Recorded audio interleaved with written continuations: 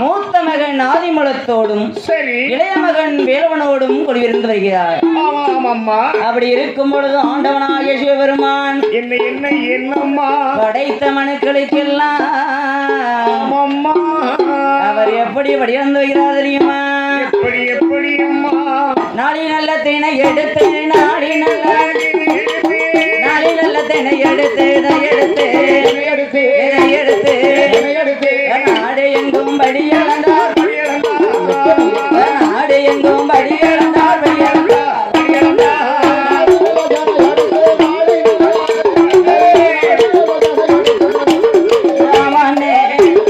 சொல்லன்னே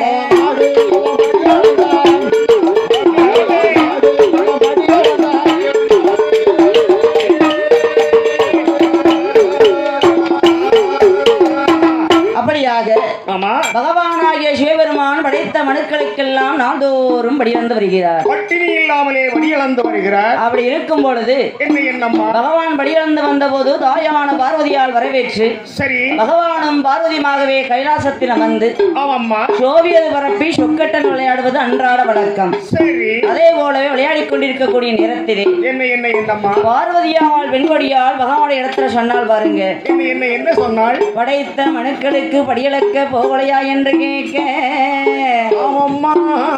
பகவானாகிய சிவபெருமான் நாளித்தினை எடுத்து படியளக்க பயணமானார். சரி ஏன்னா அது பண்றாட வேலை அல்லவா? பகவான் படியளக்க போகும்போது பார்வதி கையை மறித்து சரி பகவானுடைய இடத்துல என்ன வார்த்தை சொன்னால் தெரியுமா? என்ன கேட்டாளம்மா? படியளக்க போறகிட்டாம் படியளக்க